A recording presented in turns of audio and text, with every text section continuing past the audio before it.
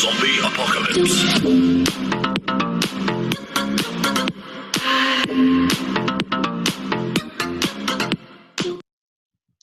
Hello everyone, welcome back to Eco Talks with Sneha Manarikar.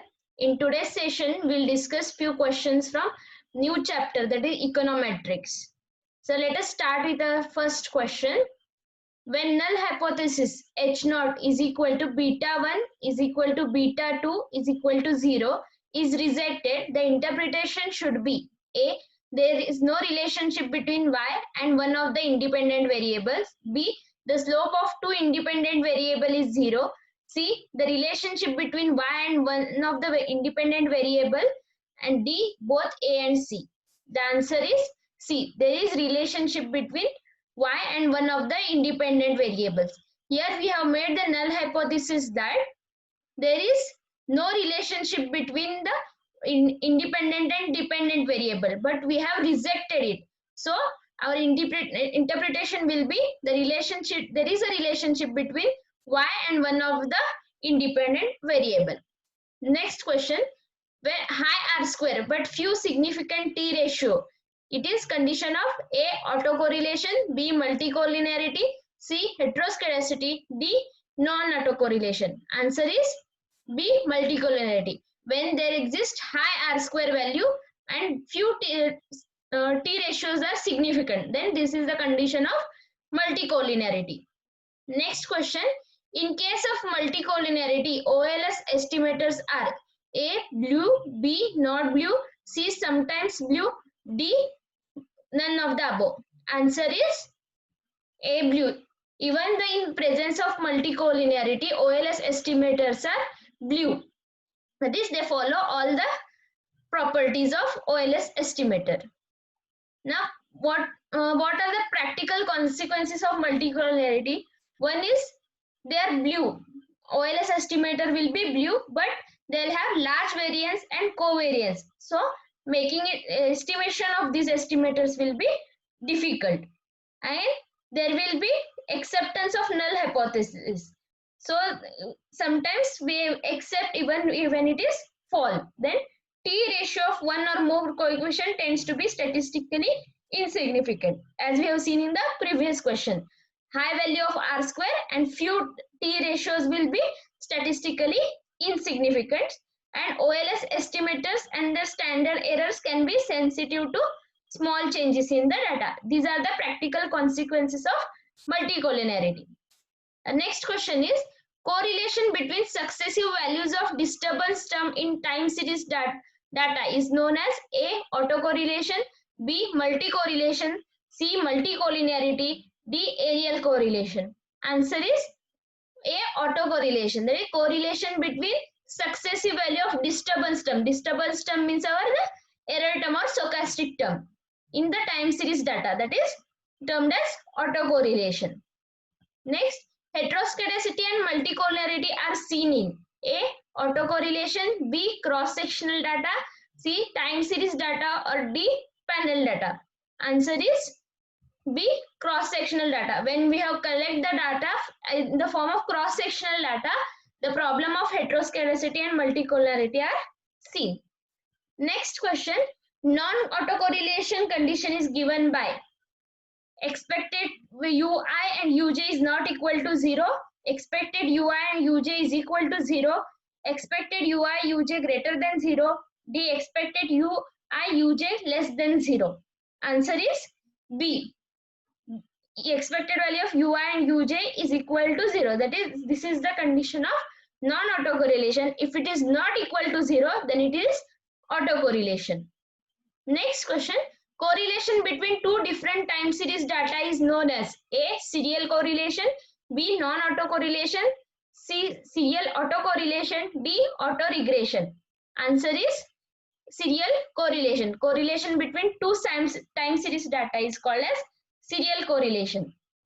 If error term of cross-sectional data are correlated, then it is called spatial correlation, serial correlation, autocorrelation, or multicorrelation. Answer is spatial correlation. When error term of cross-sectional data is related, it is called as spatial correlation.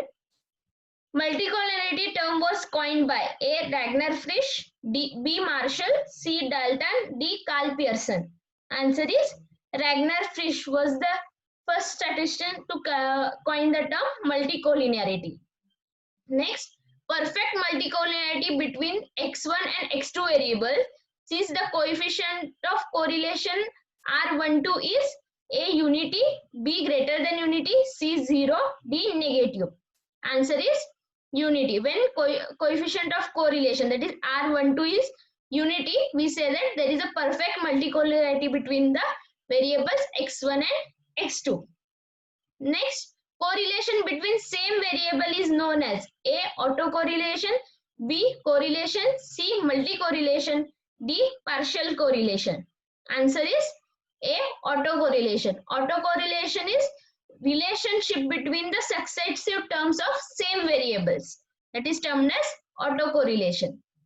Correlation between different variable is known as A. Correlation, B. Autocorrelation, C. Multicorrelation, D. Multiple correlation. Answer is A. Correlation. Correlation between the relationship between the different variables is known as correlation, whereas relationship between the same variable is known as autocorrelation. Next question is interrelationship between two variable is A. Simple correlation, B. Partial correlation, C. Multicorrelation, D. Regression. Answer is A. Simple correlation.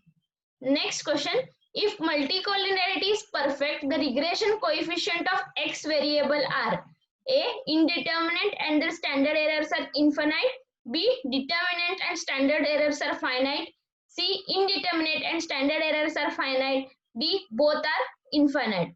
Answer is A. Indeterminate and their standard errors are infinite in case of perfect multicollinearity. Micronumericity means A. Sample size is 0, B. Sample size is large, C. Sample size is relatively less, D. Sample size is relatively large. Answer is sample size is 0. Micronumericity is related with sample size 0.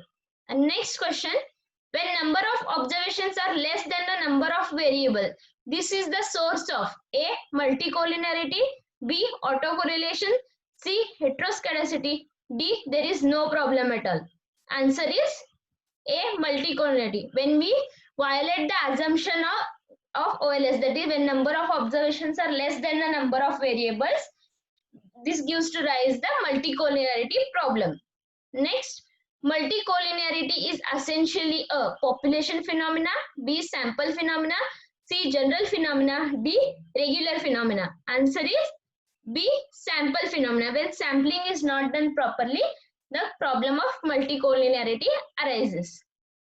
Next question, multicollinearity leads to A. Large variance, B. Perfect collinearity, C. Regression coefficient indeterminate, D. All of the above. Answer is D. All of the above. When there arises the problem of multicollinearity, all these three possibilities will occur. That is large variance, perfect collinearity, and regression coefficient will be indeterminate. Next question is detection of multicollinearity by A. High R square, B. Only few regression coefficients are significant, C. High pairwise correlation, D. All of the above. Answer is D. All. So multicollinearity can be detected when there is high R square value, only few regression coefficients are significant, and pairwise there is high correlation.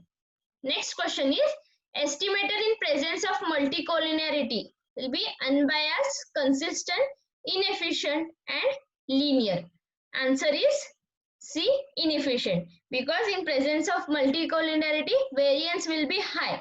That will be lead to the estimators, regression estimators or parameters, they will become inefficient. OLS estimators will become inefficient in case of the presence of multicollinearity. That's all for today's session. If you have any doubt, you can ask me in comment section. Also, you can suggest any other way of explanation if you want, or just you want the solving of MCQs. Don't forget to comment, like, and subscribe to my channel EcoTalks. Thank you.